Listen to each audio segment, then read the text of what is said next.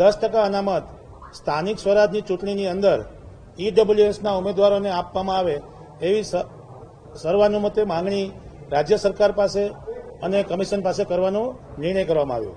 રાજ્ય સરકાર આ બાબતમાં તાત્કાલિક નિર્ણય લે. ચૂંટણી આવતા જ અનામતનું ભૂત જે છે ધૂળમાં લાગતું હોય છે. નેતાઓ આ મુદ્દે બહુ જ બધી ચર્ચાઓ કરે, નિવેદનો આપે.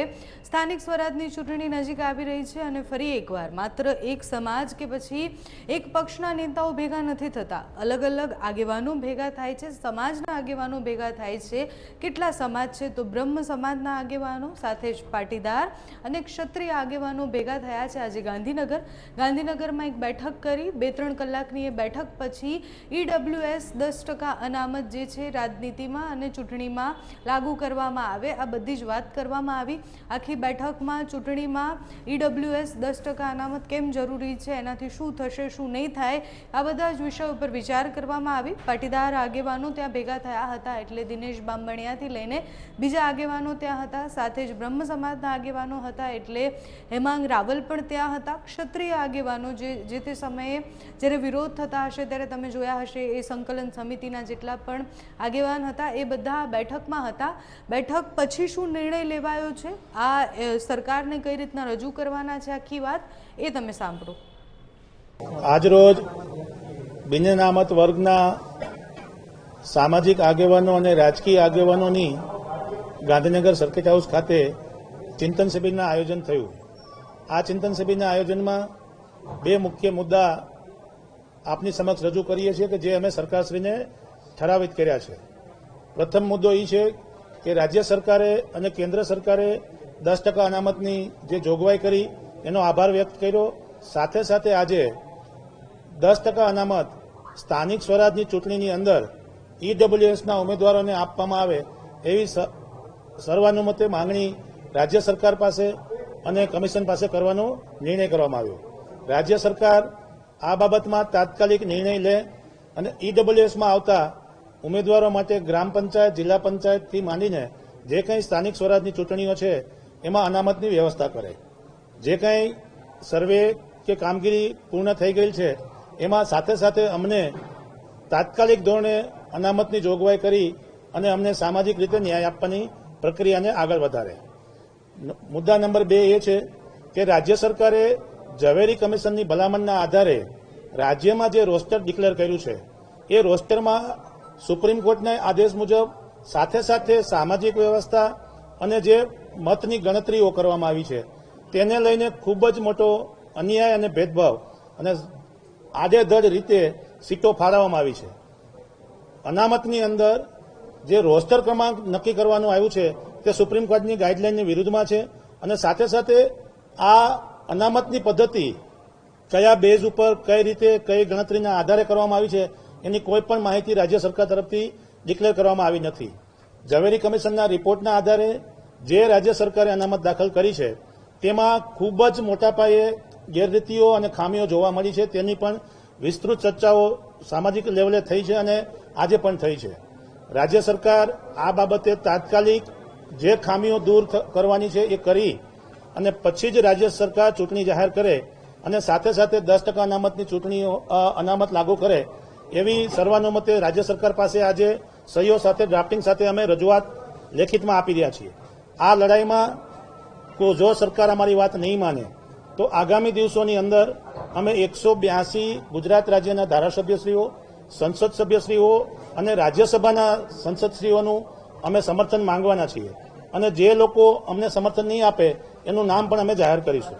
સાથે સાથે પદાધિકારીઓ ગ્રામ્ય લેવલે, જિલ્લા લેવલે અને જનજાગૃતિ અભિયાન લોકો સુધી પહોંચે એના માટેના કાર્યક્રમો પણ અમારી અહીંયાથી જે કોર કમિટી નક્કી થશે, આ કોર કમિટીની અંદર 109 જ્ઞાતિઓ જે રાજ્ય સરકારે બિન અનામત વર્ગ તરીકે જાહેર કરી છે એ 109 જ્ઞાતિઓના પ્રતિનિધિઓની સાથે વાતચીત કરી અને કમિટી ડિક્લેર કરવામાં આવશે. આ કમિટીની અંદર જે કંઈ નિર્ણયો લેવામાં આવશે એ રાજ્ય સરકારની સામે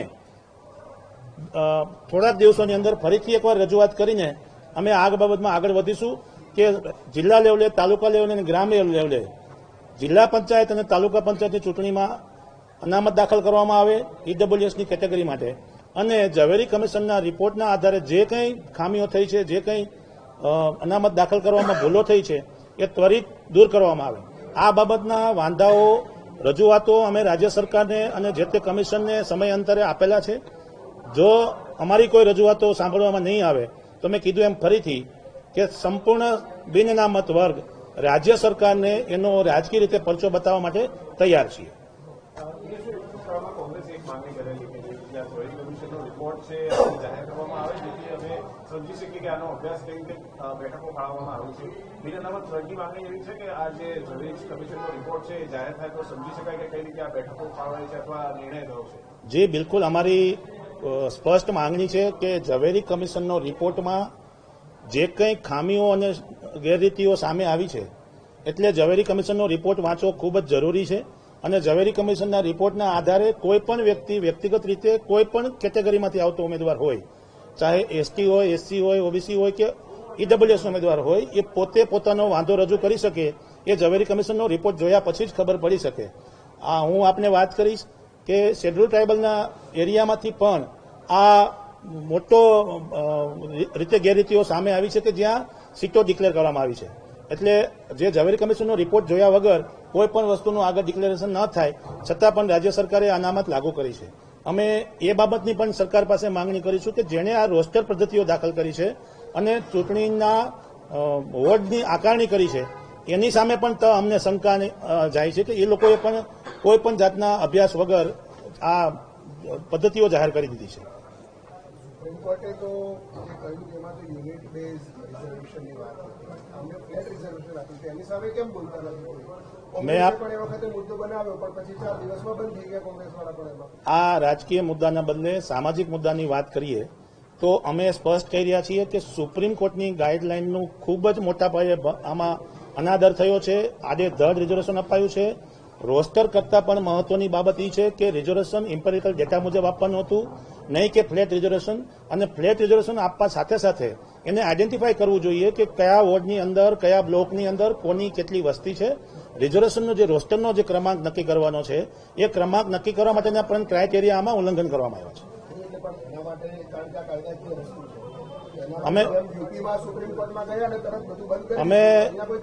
મેં મારા પોતાના નામથી ગુજરાત નામદાર હાઈકોર્ટમાં પિટિશન દાખલ કરેલી છે અને ટૂંક સમયની અંદર ઇલેક્શન કમિશનને અમે વાંધા રજૂ કર્યા પછીના સમય મર્યાદાની અંદર અમારે જરૂરિયાત છે તો અમે સુપ્રીમ કોર્ટમાં પણ જવાના છીએ. અને યુપી બેઝ જેમ ઉત્તર પ્રદેશની અંદર વિકાસ અગ્રવાલના કેસમાં જે સુપ્રીમ કોર્ટે જે ચુકાદો આપ્યો છે એની અમલવારી રાજ્ય સરકાર ગુજરાતમાં પણ થાય એના માટે અમે અપીલ કરવાના છીએ. હવે બંને સમાજો વચ્ચે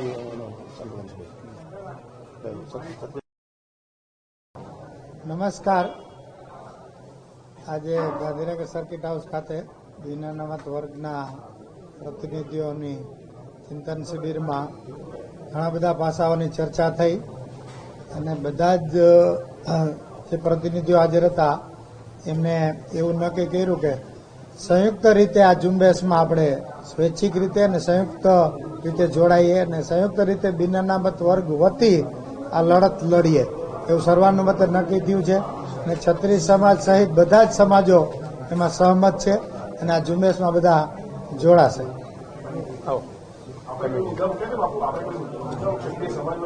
બધા મુદ્દા કોમન મુદ્દા તો આ જ છે.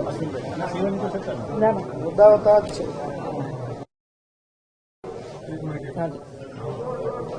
નમસ્કાર, હું ડોક્ટર અશ્વિન ત્રિવેદી, શ્રી સમસ્ત ગુજરાત બ્રહ્મ સમાજ રાજ્ય કક્ષાના અધ્યક્ષ તરીકે અહીંયા સર્કિટ હાઉસમાં દિનેશ બામણીયાથી અને બીજા અન્ય ક્ષત્રિય સમાજ રણજુબા અને બધાની સાથે આજે જે 10% એડબ્લ્યુએસની મિટિંગમાં હાજર છું. અને એમાં જેમ ઇલેક્શનમાં 10% નથી મળતું તેમ એજ્યુકેશનમાં મળે છે, એમ્પ્લોયમેન્ટમાં મળે છે અમને 10% અનામત, એ રીતે ઇલેક્શનમાં પણ 10% અનામત અમને મળવું જોઈએ. અને જનરલ કેટેગરીની જ્યાં જે સીટો છે ત્યાં આગળ અન્ય સમાજના ઉમેદવારો ના ઉભા રહે અને જે વસ્તીના ધોરણે અમારા ઉમેદવારો નક્કી કરવામાં આવે અને એ પ્રમાણે જે રોટેશન પદ્ધતિમાં કંઈક ઝવેરી પંચની જે લાગુ પડવાની છે જે એમની સૂચનાઓનું માર્ગદર્શન, એ ઝવેરી પંચની સૂચનાઓને માર્ગદર્શન મુજબ રાજ્ય સરકાર કામ કરે એવી અપીલ કરવા માટે અમે દિનેશભાઈ અને રણજુભાઈની સાથે છીએ. ક્ષત્રિય સમાજ અને પાટીદારની સમાજની સાથે બ્રહ્મ સમાજ સભા મિલાવીને કાર્ય કર્યું છે. થાય છે અત્યારે જે આપેલું છે એમાં ખામીઓ છે લીગલી કંઈ પણ તાજેતરમાં તમે ઉત્તર પ્રદેશની ચૂંટણી જોઈ તો એમાં વિકાસ સહાયની જે બેન્ચમાર્ક ચુકાદો આવ્યો છે એ પ્રમાણે પણ દરેક રાજ્યોએ આને અનુસરવું હોય છે કાયદાકીય રીતે વાત કરું એક એડવોકેટ તરીકે તો પણ અને જ્યારે સુપ્રીમ કોર્ટે કીધું કે ઝવેરી પંચની ગાઈડલાઈનની મર્યાદામાં રાજ્ય સરકારે કામ કરવાનું હોય તો કાયદો સર્વોપરી છે, રાજ્ય સરકાર ઉપર કાયદો છે અને કાયદો બધાને બંધન કરતા છે, ભારતનું બંધારણ ઉપર છે અને સુપ્રીમ કોર્ટ એના પાલન કરવા માટે સક્ષમ છે. તો એ પ્રમાણે એની નીતિઓ અને કાયદાના નિયમો પ્રમાણે રાજ્ય સરકાર કામ કરે એવી અમારી આહવાન છે. બંધારણમાં જો હમણાં જે ફેરફાર કરો 10% જે અનામતનું અમે આંદોલન કરેલું પહેલા દરેક સમાજે, તો એમાં જે 10% અનામતનો લાભ મળ્યો, જે અમે એજ્યુકેશનમાં મળ્યો, એમ્પ્લોયમેન્ટમાં મળ્યો, તો એ રીતે આ ઇલેક્શનમાં પણ મળવો જોઈએ, એ અમારી માંગણી છે. ના, આમાં તો થયેલો જ છે ઓલરેડી, સુધારો નથી. આમાં માર્ગદર્શન રાજકીય અનામતમાં શું છે કે રાજકીય અનામત નથી માંગતા. ઈડબ્લ્યુએસની જે માર્ગદર્શન કર્યું છે સુપ્રીમ કોર્ટે માર્ગદર્શન આપ્યું છે ઝવેરી પંચનું, અને એ ઝવેરી પંચની રિપોર્ટ પણ બહાર નથી પાડ્યો હજુ તો. અને એમાં જે અન્યાય થઈ રહ્યો છે કે રોટેશનમાં જે 12 થી 15,000 પબ્લિક જનરલની હોય તો એમાં એસટી એસસી અને ઓબીસી લોકોને ઉમેદવાર તરીકે સીટ ડિક્લેર કરી છે.